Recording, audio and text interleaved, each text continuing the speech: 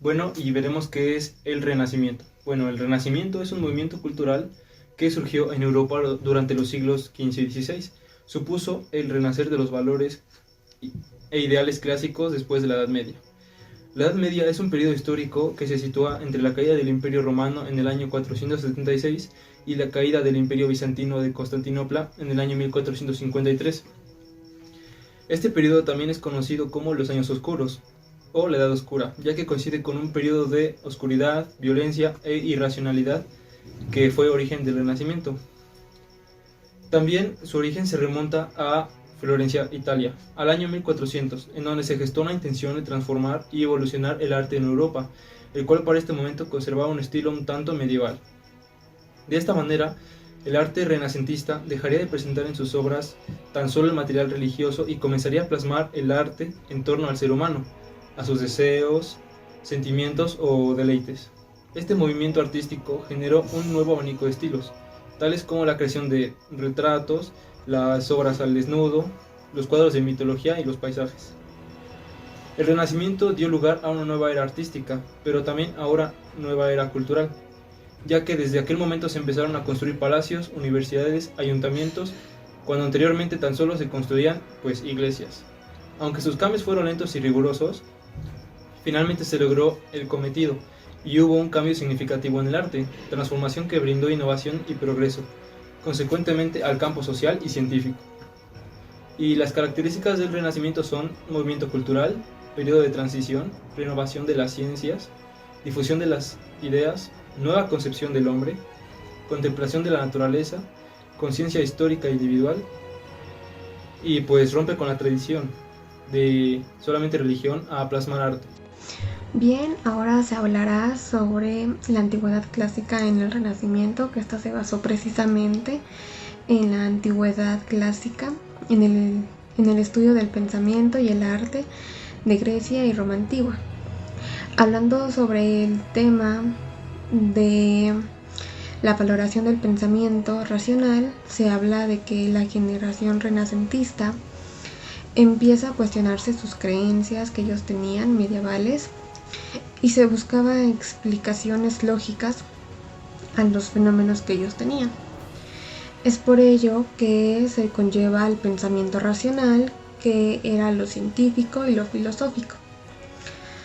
Se vuelve una herramienta para la naturaleza, para el hombre y para el mundo. Sin embargo, se sabe también que con el Renacimiento apareció un nuevo ideal de la persona, que se llamaba gentil-hombre. Esto se refería al modelo del hombre múltiple, lo cual tenía que tener el conocimiento sobre el área de artes, ciencias y humanidades.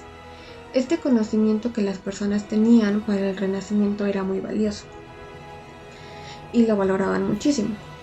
Y también hablando sobre el tema de el sistema bancario, surgió la clase de los prestamistas y con ellos aparecieron los primeros bancos modernos.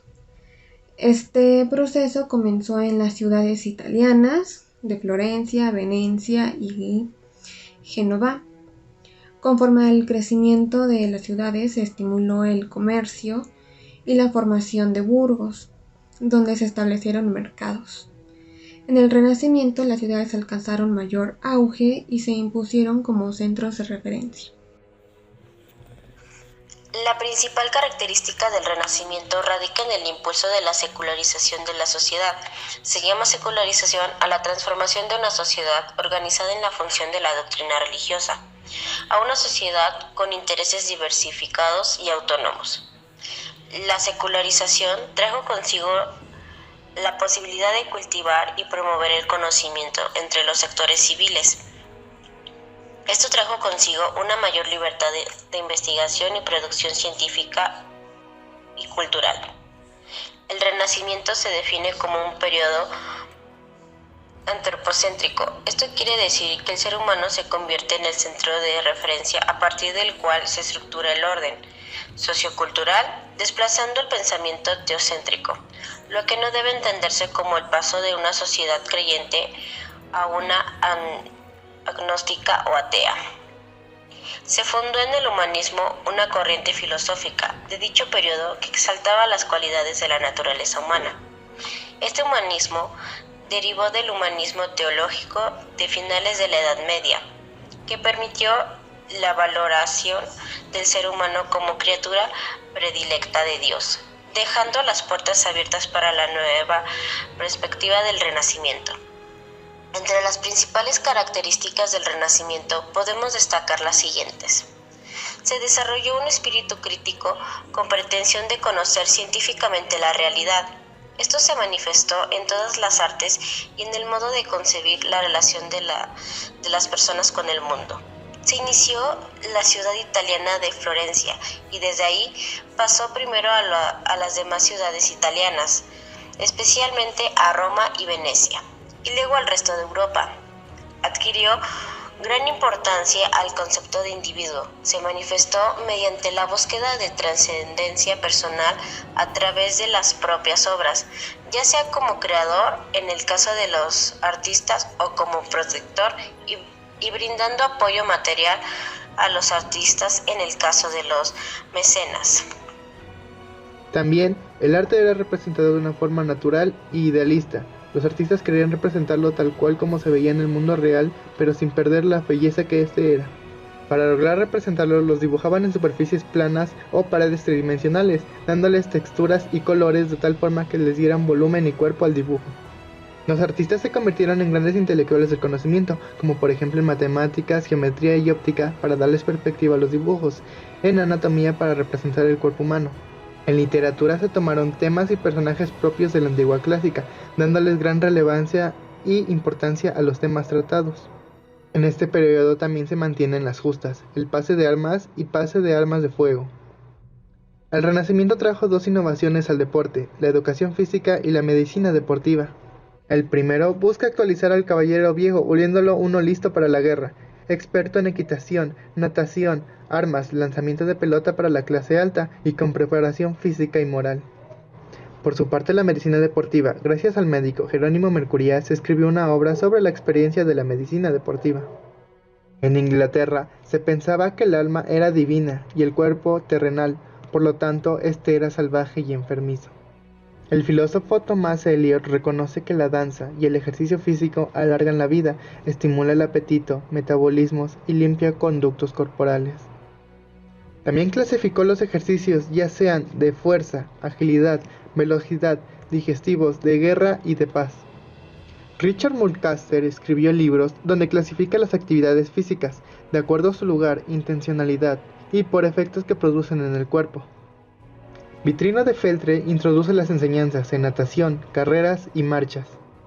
Los filósofos Lutero, Rabelais, Michel de Montaigne y Thomas Eliot promovieron la educación por el cuerpo.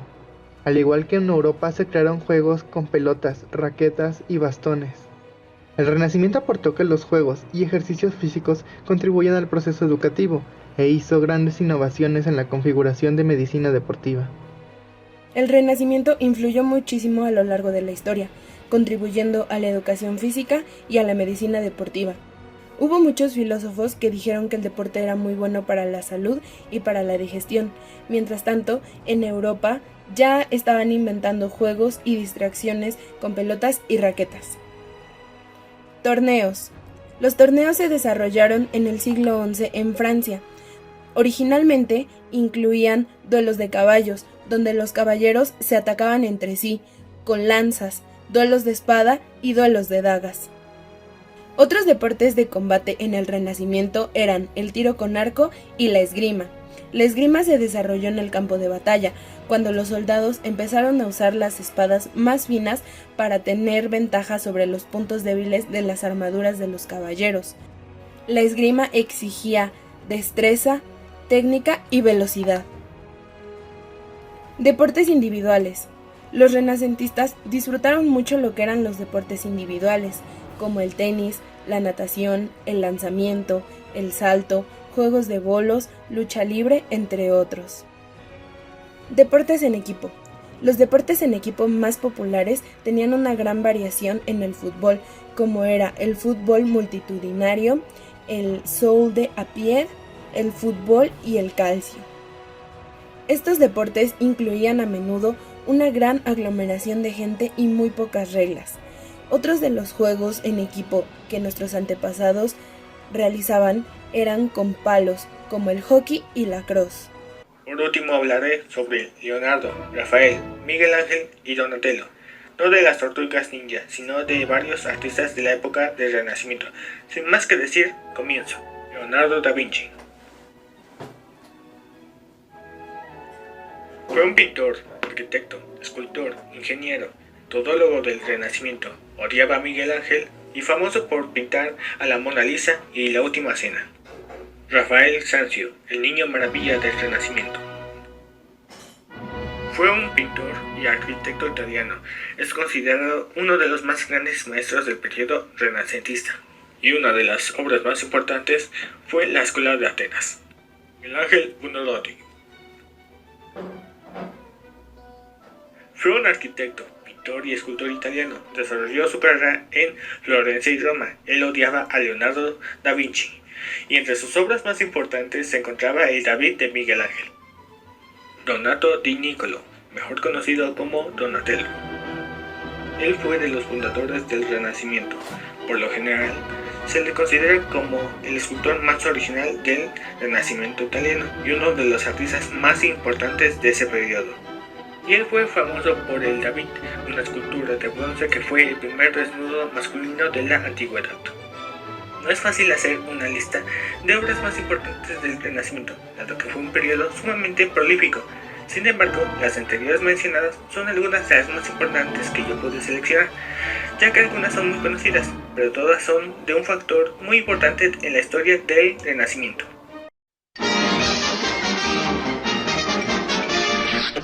Eso es todo, amigos.